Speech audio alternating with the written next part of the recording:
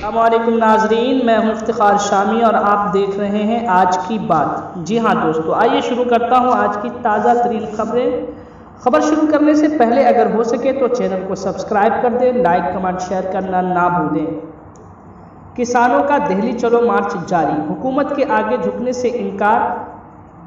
भारत के नए ज़रई कवानीन के खिलाफ किसानों का दिल्ली चलो एहतजाज आज 5वें दिन में दाखिल हो गया।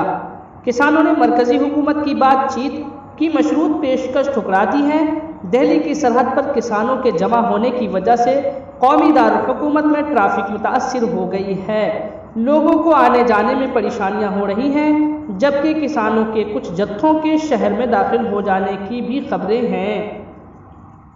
एनडी पंचौली ने मजीद कहा कि हरियाणा में बीजेपी हुकूमत के वजीर आला मनोहर लाल खट्टर का ये बयान कि इस तहरीक में खालिस्तानियों का हाथ है, इंतहाई काबिल मुज़म्मत है।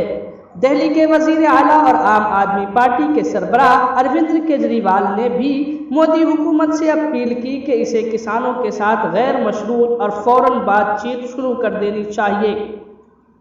अमित शाह की हंगामी मीटिंग, सूरत हाल की नज़ाकत का अंदाजा करते हुए वजीर दाखिला अमित शाह ने कल रात देर गए हुक्मरान जमात भारतीय जनता पार्टी के सदर जेपी नड्डा की रिहाइश गाह पर वजीर दिफा राजनाथ सिंह और वजीर ज़राअत नरेंद्र सिंह तोमर के साथ तबादला ख्याल किया।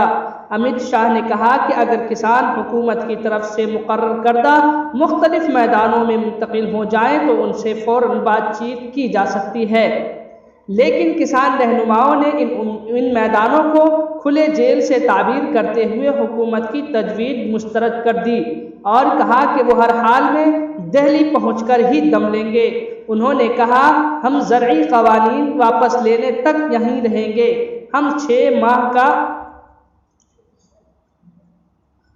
6 माह का राशन लेकर आए हैं। वज़ीर आज़म नरेंद्र मोदी ने ज़रई क़वानीन में किसी तरह की तब्दीली ना करने का इशारा दिया है।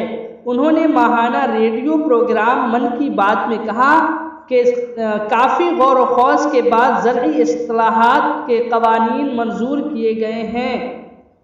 इन इस्लाहात से किसानों के कई रुकावटें दूर हुई हैं और उन्हें नए हुकूक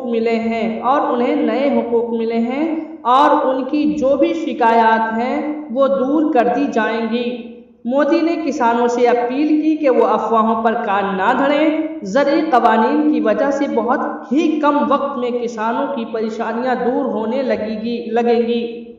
एहतजाज करने वाले किसानों का कहना है कि इस्लाहात के नाम पर मंजूर किए गए ज़रई क़वानीन से किसानों की हालत बंधुआ मजदूरों जैसी हो जाएगी और भारत के ज़रई सनअत पर कॉरपोरेटर और बड़ी कंपनियों का उजरादारी हो जाएगी, जिससे आने वाले दिनों में न सिर्फ किसान बल्कि आम शहरी को भी खाने पीने की चीज़ों के लाले पड़ सकते हैं।